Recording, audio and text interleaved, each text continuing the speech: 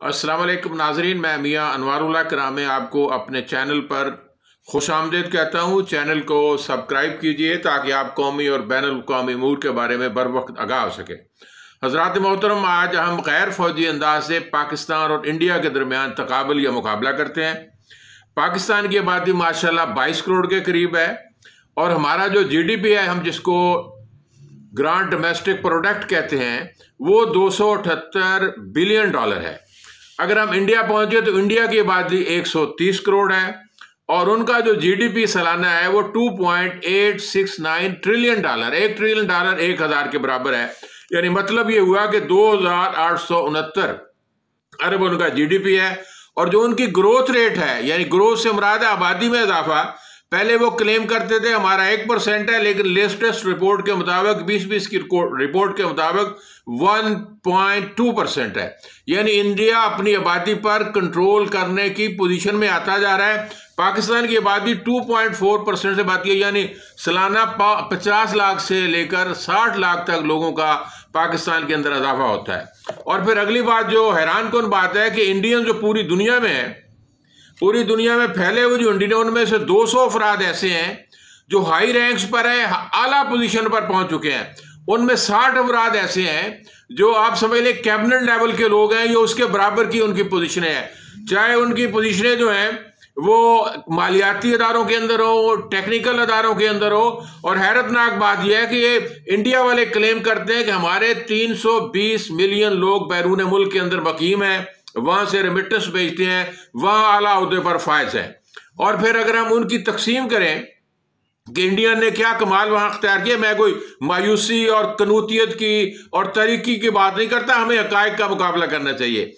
Indian की जो Indian निजात है, आजकल वाइस प्रेसिडेंट है अमेरिका की कमला हैरिस है। बहुत से कांग्रेसमैन इंडियन निजात हैं जिनके नाम का जिक्र की जरूरत नहीं है, और फिर उसमें या प्रो इंडियन है। फिर इंडियन ने कमाल यह किया कि अपनी आबादी के बलबूते पर बाज़ नशिस्तें ऐसी हैं जहां इंडियंस के पास वेटेज है, यानी वो जिस पार्टी को वोट देंगे उस कांग्रेसमैन वो जीत सकता है, अगर मुखालिफ वोट देंगे तो हार सकता है। यानी इनकी ये पोजीशन सेंट्रल बैंक के अंदर भी मौजूद है, डिप्लोमेट्स के अंदर भी मौजूद है। यानी इंडियन ने अपनी बहुत खतरनाक हद तक जड़ें जो हैं वो सारे मुआशरों के अंदर डाले हैं। और ज़्यादा खतरनाक बात है कि इंडिया फौरन ने यह ऐलान किया है कि 2021 के अंदर, चाहे वो कनाडा हो, चाहे ऑस्ट्रेलिया हो, या यूरोपीय ममालिक हो, वहाँ पर जो इंडिया की मजहबी तवा की तंजीम है, जिसे हम RSS कहते हैं, जो सारे मुसलमानों के खिलाफ मुत्तहिद होकर जबर तशद्दुद कर रही है, उन्होंने सबसे पहले काम यह किया है कि मंदिरों पर कब्जा किया है। यानी अपनी सोच को, अपनी फिक्र को, अपने नजरियों के मुताबिक मंदिरों की जो क़यादत है वो डाला। उस क़यादत का नतीजा ये निकला कि उन्होंने इंडियंस के अंदर या बिलखसूस जो हिंदू हजरात हैं उनके अंदर इत्तेहाद और इत्तफाक पैदा किया, सियासी जमातों पर तकसीम ख़त्म की, मजहबी बुनियादों पर तकसीम ख़त्म की। लेकिन इससे उनको यह फायदा है कि उनको लीडिंग रोल मिल गया है RSS को अपने मंदिरों पर कब्जा करने के नतीजे में। और साउथ अफ्रीका में भी आपको अच्छी तरह याद है कि महात्मा गांधी इंडियंस की, हिंदुस्तानियों की मदद के लिए साउथ अफ्रीका पहुंचे थे और फिर 1916 में आकर वापस आकर कांग्रेस की समझ लें बागडोर नजरियाती और फिक्री तौर पर कांग्रेस की बागडोर संभाले फिजी के अंदर मौजूद है। वहां पर उनकी रोजी अख्तर है, इंडियन है। फिर हम अंदाजा लगाएं कि सेनेटर रत्ना जो है वो कनाडा के अंदर बतौर सेनेटर काम करती है। अरुण कुमार हैं, वो बतौर असिस्टेंट स्टेट सेक्रेटरी का रिटायर हुए। यानी अपने मामलात को बलाई सतह पर इंडियंस ने इस तरह गालिब और काबू किया है मुआशरों के अंदर। और फिर हम ये बात कहें, अमेरिका की आबादी का 1.2% इंडियन है और 4 मिलियन लोग अमेरिका के अंदर रहते हैं इंडियंस। और फिर 8 सालों के अंदर जो खतरनाक बात यह है कि इंडिया ने अपने एजुकेशन सेक्टर में इतनी तरक्की की है कि वहाँ के आप टेक्नीशियंस कह लें, इंजीनियर्स कह लें, या IT के माहिरीन हैं, उनके नतीजे में गुज़श्ता 8 सालों के अंदर इंडियन अमेरिका के अंदर इंडियन की तादाद में जो इजाफा हुआ है वो हैरतनाक है।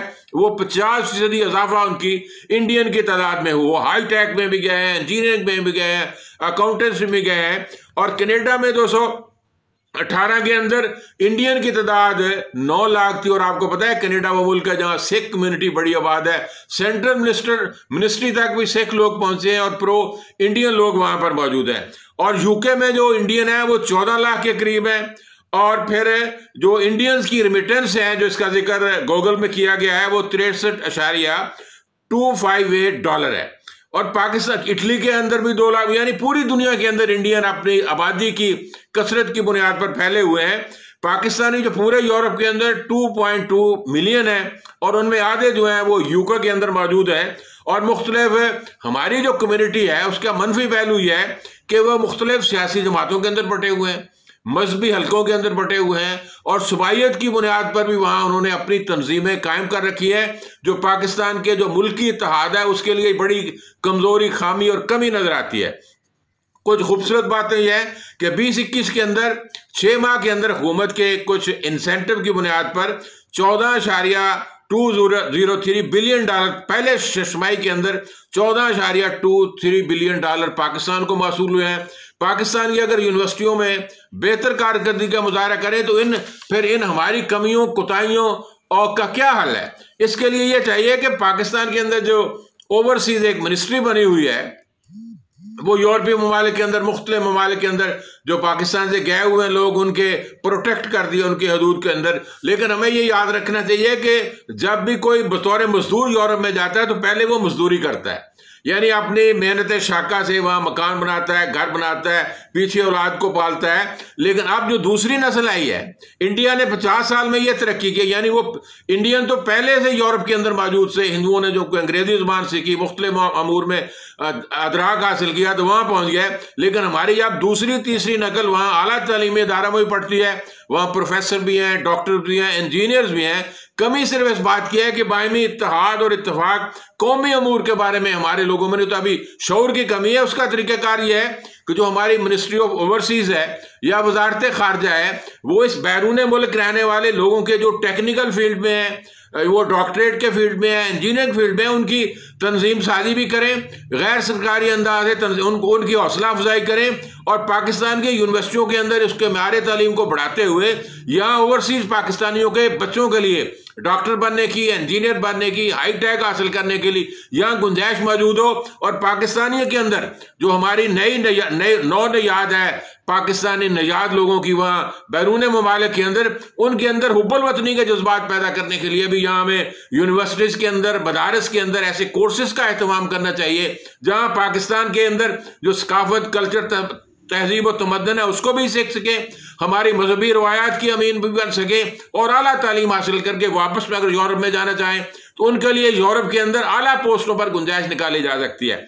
और ये जो सूरत हाल है पाकिस्तान के अंदर, अब पाकिस्तानी कौम को ये गौर फिक्र करना चाहिए कि जो रेमिटेंस पाकिस्तान के अंदर आ रही हैं वो जो सेंट्रल एशिया से आ रही हैं, आप मशरक़ वस्ता से आ रही हैं, वो तो वहाँ कोई इंटाइटलमेंट नहीं है, रहने की गुंजाइश कोई नहीं, वो तो गैर मुस्तकिल लोग रहते हैं। लेकिन जो यूरोप में रहायश पजीर हैं, कनाडा में हैं, ऑस्ट्रेलिया में हैं, अमेरिका के अंदर मौजूद है, वहाँ उनको रहायश की सहूलतें भी मुयसर हैं, आला तालीमी इदारों तक भी उनकी रसाई है उनके बच्चों को। लेकिन हमारी कौम चूँकि मजाज इनका यह है कि पाकिस्तान में आकर अगर किसी के पास अमेरिका और बरतानिया के पैसे आ गए तो वहाँ बड़ा आगे घर बनाना है, सबसे पहले हमारी तरजीह होती है। फैक्ट्री लगाने के बजाय घर बनाएंगे, फिर बच्चों की बड़ी लग्जरी शादियां करेंगे। ये हमारी कौम का मजाज है।